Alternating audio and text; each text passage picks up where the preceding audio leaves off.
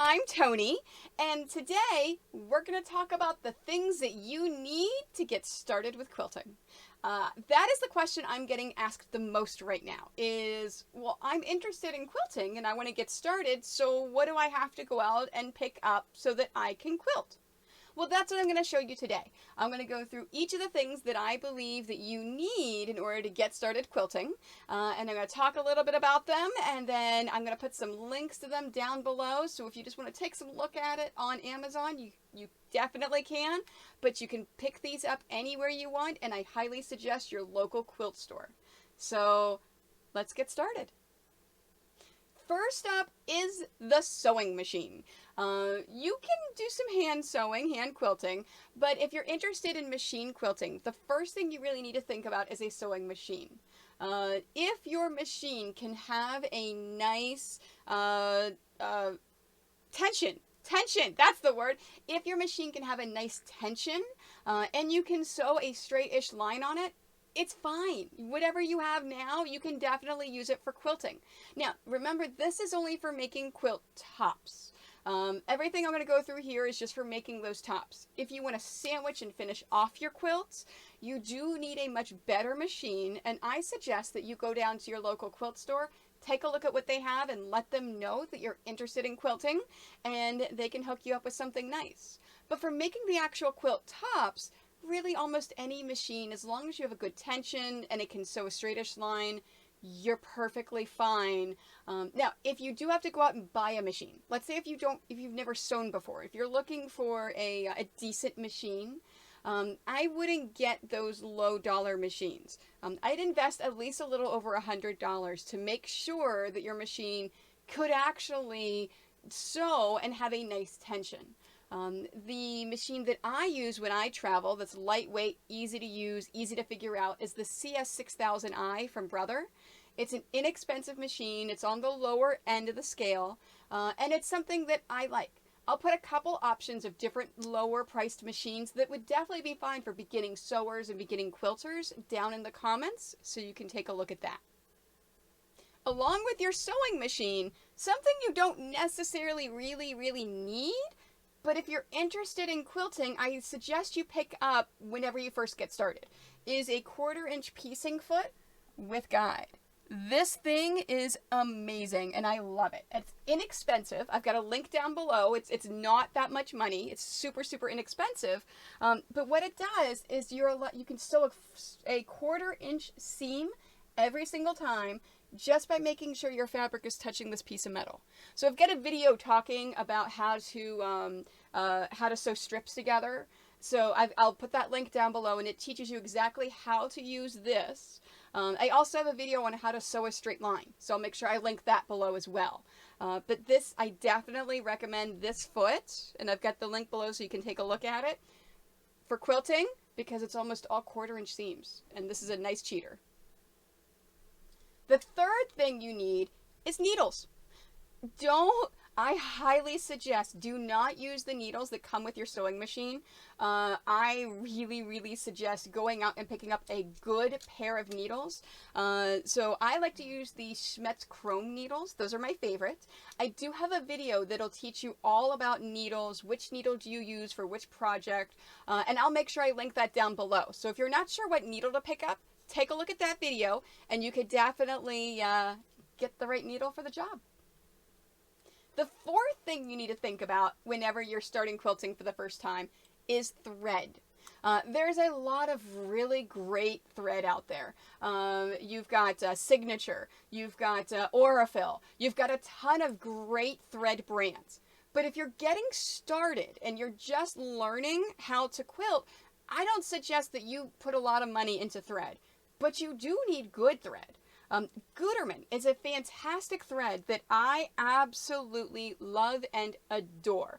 I still use it for my top piecing for all of my quilts. Even the ones I put up in quilt shows, I use Gutermann for all my top piecing. It's great. It's fine. And it's inexpensive, especially if you get it from a big box store using coupons. So take a look at the Gutermann thread. For standard quilting piecing, you want the tan one that looks like this. It is a 50 weight. It is this color. No matter how big it is, that's the color. It's cotton thread for your machine. So you can also use the polyester, but I just tend to use the cotton because a lot of the fabrics I use are 100% cotton. But don't let that stop you. You can use any kind of thread in any project. So you can use your polyester thread. Just make sure you've got the right needle for it. Remember, it's the needle that matters if you refer back to that needle video that I made. The fifth thing that I recommend is a good pair of scissors. Scissors are awesome. Now, back in the day, you'd have to go down to the local quilt store or fabric store and buy a $100 pair of dressmaking shears. You do not need to do that anymore. I found this amazing company run by some amazing guys called Famore. Famore Cutlery has some amazing scissors, and it's direct from them to you. They own the factory. So there's no middleman going through all those different things. These scissors, I think these are like $30, and these are the best scissors I have ever had in my entire life. These are the 739s, because I like these because they've got the coating, so they're easy on my old hands. Yes, remember, I'm older than what I look. And so I cut a lot, so my fingers don't get arthritic and don't have any issues. So they're really easy to use, they're super sharp, and they're really nice.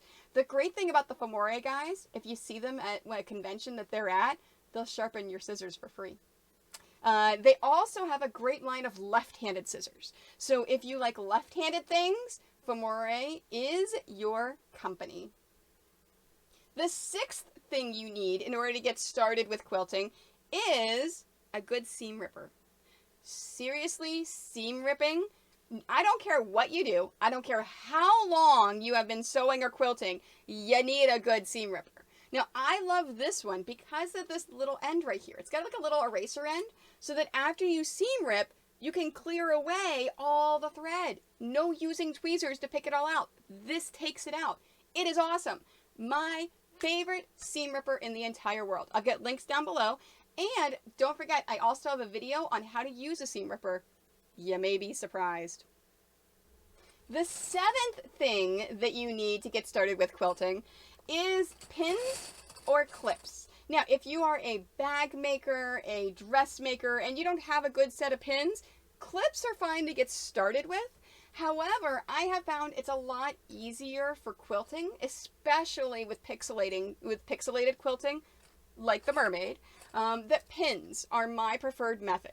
I use the clips more for binding and for other things, but it is your choice. I will have links to both the clips and the pins with an amazing holder down below in the comments so you can take a look at them yourself. The eighth thing that you need to get started with quilting is a good rotary cutter. Rotary cutters are an amazing invention that really helped pick up the hobby of quilting. Before the 80s, you would have to use scissors to cut everything, and it took forever. Rotary cutting cuts the time to a fraction of what it would be with scissors. Now, you don't have to have a rotary cutter. There's other things you can do with fabric cutting machines. You can use scissors. But if you are really interested in the hobby of quilting, I really suggest to get a good rotary cutter. My preference is the Martelli cutter because it's ergonomic and it's good. So if with the Martelli cutter, and by the way, I've got a video all about how to use the Martelli cutter. It's down in the comments below for the videos. But what you do for this one is you hold it right here and your finger goes like this, and this little depression right here is for your thumb. And then you just cut and you use it. Now, the nice thing about the Martelli cutter, because it looks like this. It's an ergonomic one. It's not a straight one. They have right-handed and left-handed rotary cutters. So the red is the right-handed, the blue is the left-handed. So if you have two quilters in the house and you're right-handed and left-handed, you know which one belongs to which person. So definitely need a rotary cutter. The ninth thing that you need if you're interested in quilting is a cutting mat. Now, this is a fancy cutting mat. You don't need this fanciness to get started. This is a little bit more expensive than a regular cutting mat. You can really just go on down to the dollar store and get that small little tiny cutting mat if you want. You can get just a cheap one online. I've got links to this one and to a cheaper one down below. If you're just getting started, you do not need to get an expensive one. However, you do need a cutting mat. You have to have one. Now, regular cutting mats are only a single layer, so you cannot get them hot. You can't leave them in the sun. They will warp forever, and they're done. They are done. I like this cutting mat. This is a cutting mat by Martelli, and I like this one because it is 3 layers. So it's not just double-sided. Sometimes you'll see the double-sided ones, but they're still 1 layer. It's just printed on both sides. This is a 3-layer cutting mat, which is why they've got the 2 different colors to show it's an actual 3-layer. The nice thing about this one, not only is it sturdy and strong, and you can rotary cut right through this all day, every day, but if you leave this in the sun and it warps, it goes right back into place. Trust me, I travel with these. You see how nice and straight this is? Yeah. No, these are great cutting mats, but they're more expensive. So you don't have to pick this up unless you really want a nice expensive cutting mat, but at least get some kind of cutting mat. The 10th and last thing that you need before you start quilting is a straight edge ruler. So you can use a standard ruler, but I highly suggest grabbing a quilting ruler like this.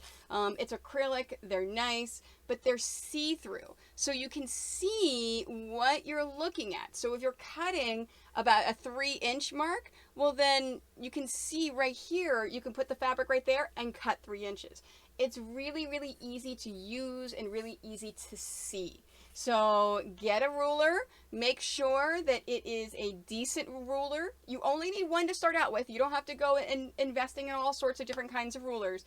The one is fine, but please get a quilting ruler. So you gather those 10 things and you're ready to quilt, but you're like, wait, I need some fabric or I need something to get started. What's an easy thing to get started with once I've got these 10 things? Well, that's where these come in. So this is what's called a charm pack.